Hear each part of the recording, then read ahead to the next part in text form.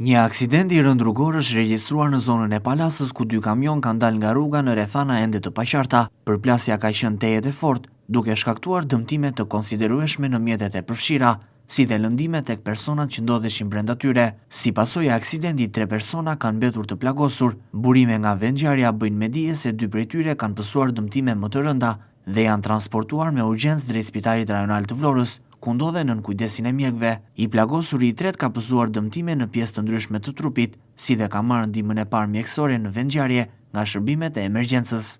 Menjëherë pas njoftimit për aksidentin në vendngjarje kanë bëritur forcat e policisë rrugore dhe autoambulancat, të cilat kanë ndërhyrë për nxjerrjen e të lënduarve dhe normalizimin e situatës. Paraprakisht dyshohet se shkaki i aksidentit mund të ketë qenë shpejtësia te normave të lejuara ose kushtet e rrugës. Megjithatë, autoritetet nuk përjashtojnë as faktorë të tjerë.